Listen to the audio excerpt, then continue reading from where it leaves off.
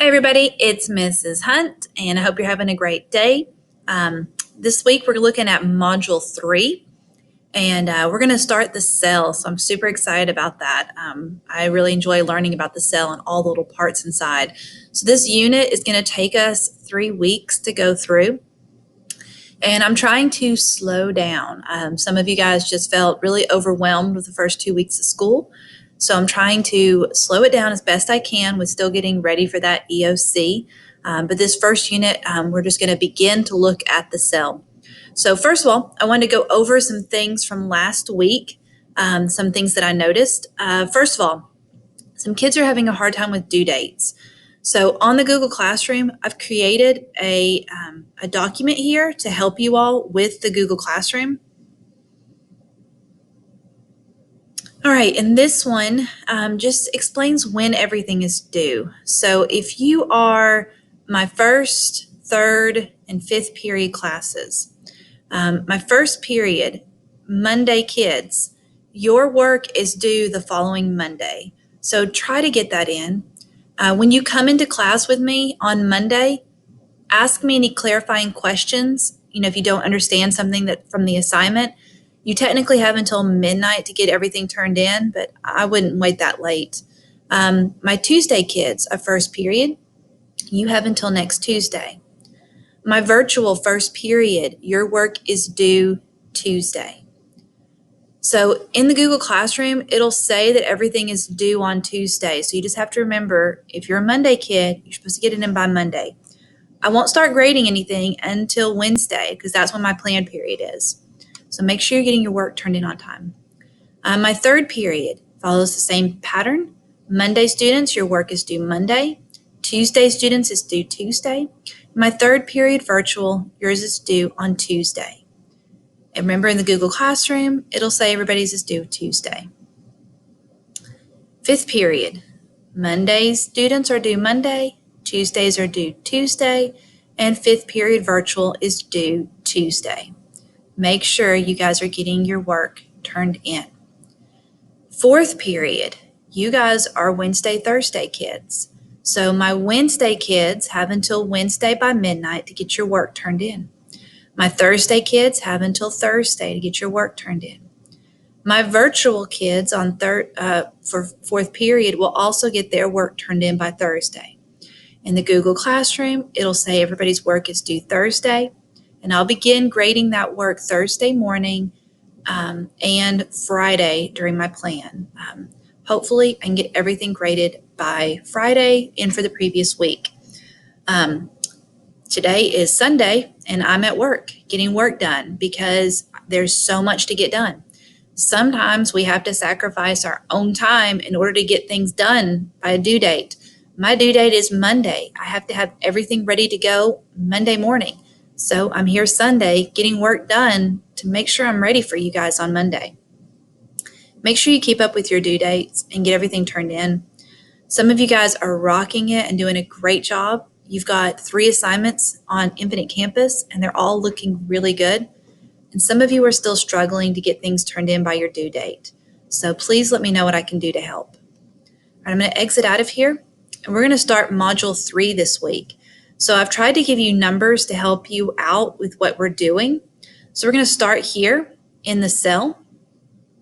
And this week, I've given you a Nearpod to go through. It's my first time using Nearpod. So on Nearpod, you go through notes, but then you have times where you've got to stop and draw or stop and answer a question. So make sure you're participating in that Nearpod. I've also given you notes. I'm going to run through those real quick with you guys.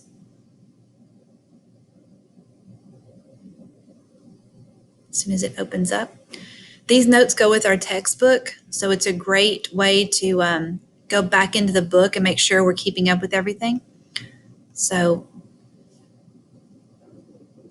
unfortunately, the book does something kind of silly. They put cell size with chapter 9. So we're actually going to begin with chapter 9 and then go back and do chapter 7. It's taking a minute for it to load.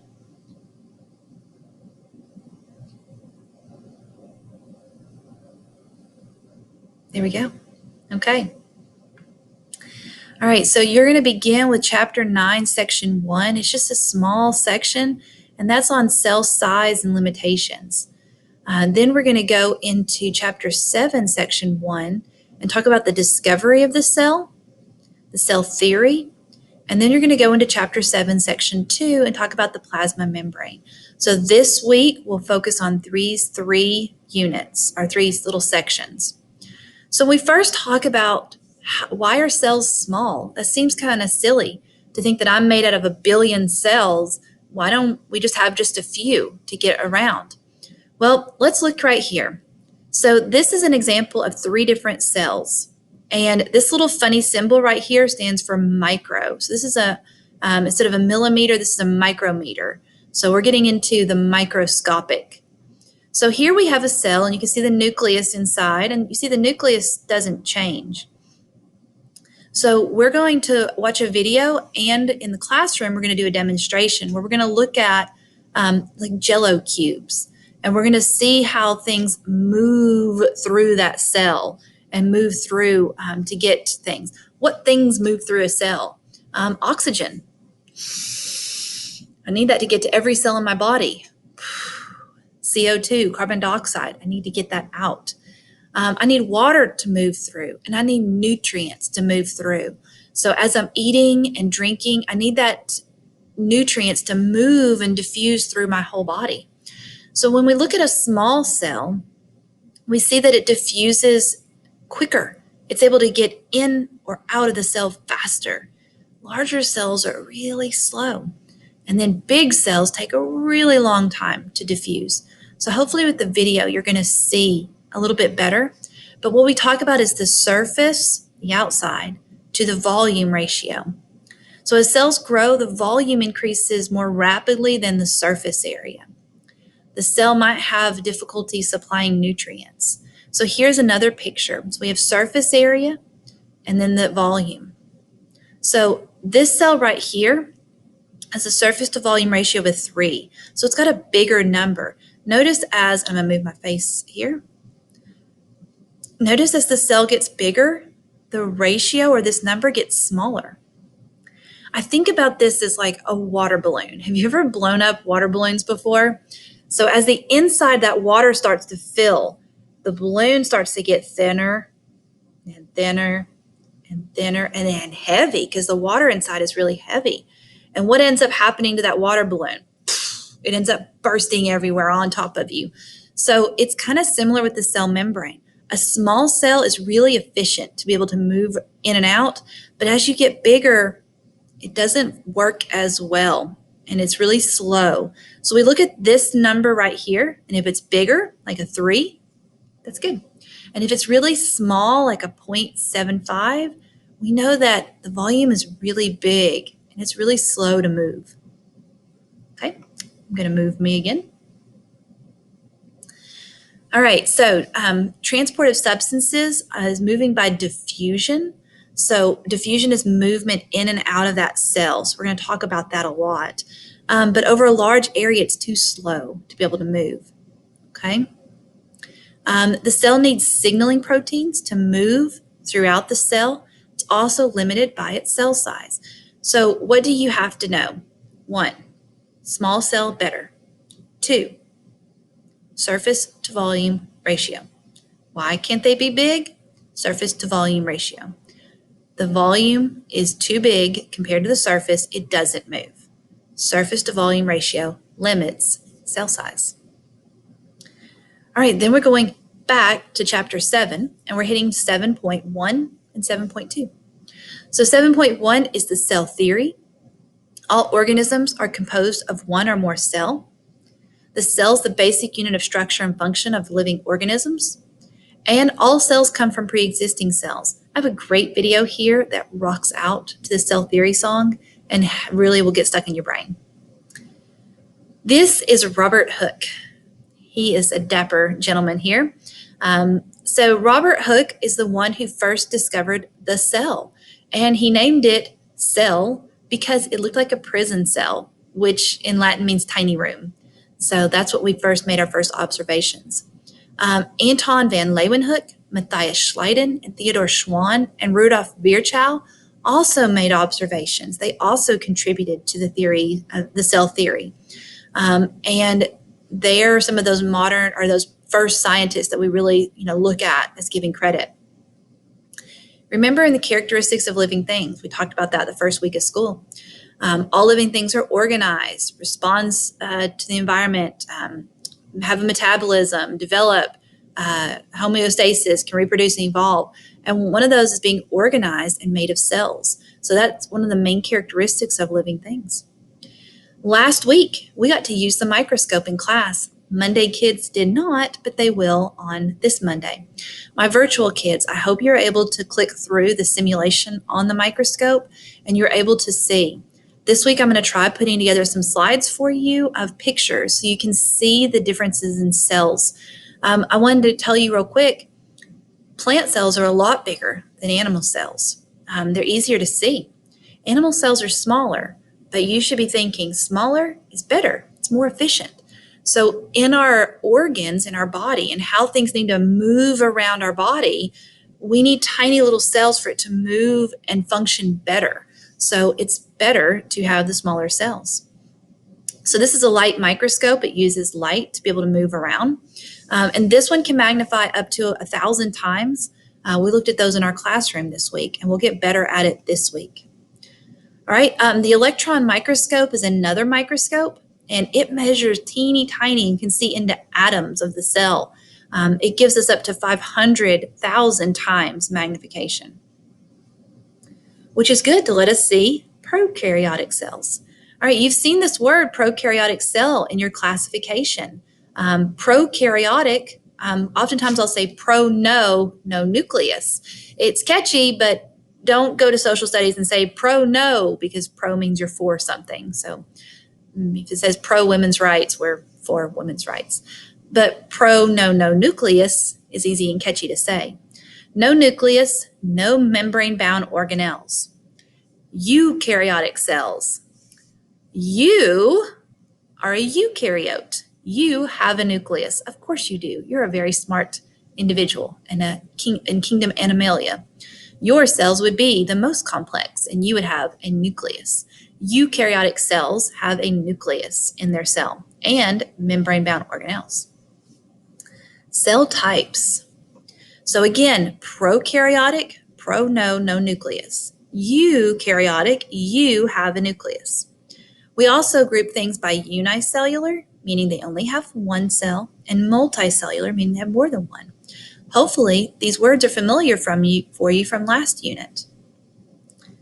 All right, 7.2 is all about the plasma membrane, and this is a really cool unit. So we talk about this outside layer to a cell. It's sometimes called the cell membrane, and then it's sometimes called plasma membrane. Which one will they have on the EOC? I don't know. Better memorize both of them so we're better prepared. Okay, the plasma membrane is a thin, flexible boundary. And look at it. It looks like there's two layers. I have a top layer, and then I have a bottom layer down here. And then there's these weird tubes going through. I wonder what they do. And these weird little guys hanging outside. So let's go through and figure out about these. So first we want to make sure we know where we're talking about. On the plant cell, this is the cell wall that's on the outside. The plasma membrane is on the inside of the plant. So make sure when you're looking at this, we're talking about the thin inside. On the animal cell, it is just the cell membrane. So things about the plasma membrane. You've got to know that it is selectively permeable. This means that it selects what gets to come in and out of the cell. Not everything passes through. It's choosy and picky about what comes through and what doesn't go through. The plasma membrane also controls what substances enter and leave. So it is selectively permeable. Okay. The plasma membrane is composed of a phospholipid bilayer. Let's say that word again. Phospholipid bilayer. All right, so there's lots of parts to this. Phospho should make you think of phosphate, and you're right, there is phosphate in here. Lipid is a fat. So that kind of goes to our biochemistry unit that will be coming up pretty soon and talking about lipids, which are fat. So every cell in your body is made out of fat. That's weird and kind of cool. Bilayer. Bi means two. So this is two layers around my cell membrane. The phospholipid molecules are composed of a glycerol backbone, which is another type of lipid, and two fatty acid chains and a phosphate group. So let's look here. Here we have the polar heads. Polar means that it doesn't like water. That it does like water. Polar is good for water. All right, it's attracted to water. These tails down here are nonpolar, which means they don't like water. They repel water. So I kind of think about this, if you've ever gone to one of those fun parks before, they have like a ball pit and you can jump in. If you lay flat, you can like lay on top of them. But if you start to wiggle your way down, you kind of move through that pit. So it's kind of similar to that. Each one is going to move apart to let something move in. You also have the cholesterol molecules in here. And cholesterol is going to help make it loose and wiggly. It's kind of like putting vegetable oil on it. So here's another good picture. So I have those polar heads and those nonpolar tails. See how the nonpolar tails touch each other? So in the middle, this area doesn't like water. So it creates a boundary, areas that like water and areas that does not like water. Here we have a channel protein. So we're going to see that things move through these proteins. We're going to learn a little bit more about these proteins. I will need you to read in your textbook 188 and 189 to go back through here. Here's the cholesterol in the middle that makes everything loose and lubricated. Like I told you, it's like putting vegetable oil on it. And this is a carbohydrate who's hanging outside as an antenna, and he's getting signals. So I don't know if you can see down here because of my little note, but this is the head, and it's circular, and it's a polar head. Polar means likes water. And it's also hydrophilic. That's a good vocab word. Hydrophilic means love. Phile means love in Latin. Hydrophiles or hydrophilics like water. The tails are said to be hydrophobic, and phobia means fear. So hydrophobic tails means it doesn't want water. What's the purpose of this? Is to separate the environment. So when your cell is floating in all of your water in your body, that it maintains a separation between the environment and the inside of the cell. They call this the fluid mosaic model. Fluid means it's moving, so you moving around. Mosaic means it's little pieces. So if you're in art class with Miss Harvey and she does a mosaic, it's got lots of little pieces all to it. And then, of course, bilayer meaning two layers. Okay. There are proteins that transmit signals in the cell and act as support. So here's one of those protein channels. I think it looks like a slide. Remember in Chick-fil-A how they used to have a playground and now they don't have a playground? You were probably young enough to play on that playground. That kind of reminds me of the slide that was going through there. Okay, and it acts as support and lets certain things come in and out. Here you have your cholesterol, remember, loosening everything up. And then you have your carbohydrate chains hanging on the outside. They're going to act as like an antenna. So they're going to go beep, beep, beep, beep, come this way, oxygen, beep, beep, beep, go that way, salt. So it moves it around. Okay. Cholesterol right here prevents fatty acid tails from sticking inside. Remember, it's like vegetable oil. And here's my carbohydrate chain that's identifying the signals. Okay. Here's some vocabulary that you should know from section 1. And here's the vocabulary from section 2.